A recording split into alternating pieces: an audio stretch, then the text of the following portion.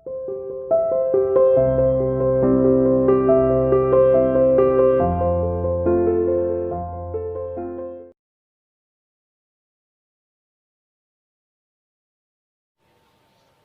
students, today our topic is types of motion. जैसा कि आप लोग जानते हो, हम चैप्टर नंबर 10 की जो है एक्सप्लेनेशन कर रहे थे और हमने इसमें मोशन के बारे में, मोशन और रेस्ट के बारे में डिस्कस किया था इससे पहले वाले वीडियो में। तो आज हम जो है मोशन के टाइप्स कि मोशन कितने टाइप के होते हैं उसके बारे में यहाँ पर आज डिस्कस करेंगे। चलिए शुरू करते हैं अपना टॉपिक। मोशन जो है वो कई प्रकार के होते हैं। First is translatory motion. Translatory motion, देखिए ट्रांसलेटरी मोशन क्या होता है। When all the parts of an object move the same distance in A given time. जब किसी ऑब्जेक्ट के सभी पार्ट एक ही यानी कि सेम डिस्टेंस में मूव करते हैं और जितना टाइम दिया गया है एक गिवन टाइम में जो है वो सेम डिस्टेंस में मूव करते हैं, then the motion of an object is said to be translatory motion. तब इस प्रकार के मोशन को क्या कहा जाता है? Translatory motion. यानी कि एक गिवन टाइम में, दिए गए टाइम में ऑब्जेक्ट के सभी पार्ट सेम डिस्टेंस, बिल्कुल मतलब जितने सभी पार्ट जो है एक ही डिस्टेंस यानी कि एक ही दूरी पर मोशन करते हैं। तो इस प्रकार के मोशन को हम क्या कहते हैं? Translatory motion. एग्जाम्पल देखिए, एक चाइल्ड गोइंग डाउन ए स्लाइड। आपने खूब देखा होगा पहले जब छोटे थे, या आप भी, एक जो हम पार्क में भी लगे हुए होते हैं वो स्लाइड वाले, जिस पर हम झूलते हैं, नीचे की तरफ हम फिसल के आते हैं, स्लाइड करते हैं। तो उस टाइप का जो वो झूला होता है उसमें देखिए जो चाइल्ड है उसके सभी पार्ट यानी कि पूरी बॉडी उसकी एक ही डायरेक्शन में और एक ही डिस्टेंस पर स्लाइड करती है, फिसलती है। Second example is a vehicle moving on A road.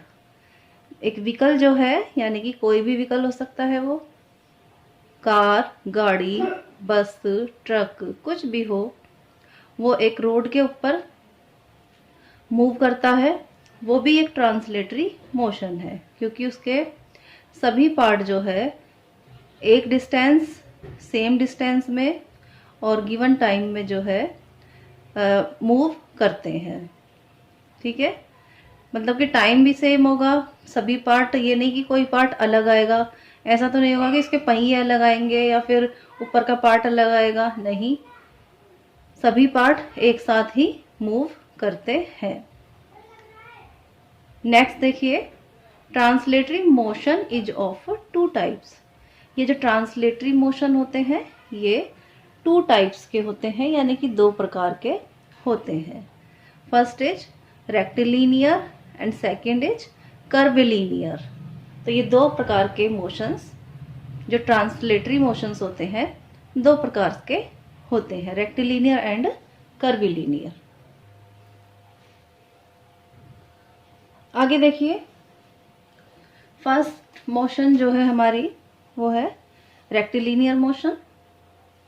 This is the type of translatory motion.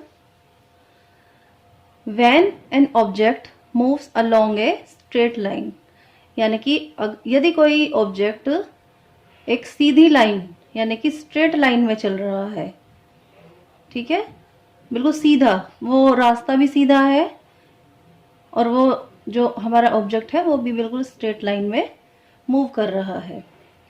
It's motion is called rectilinear motion. तो इस प्रकार की जो मोशन होती है उसे रेक्टिलिनियर मोशन कहा जाता है।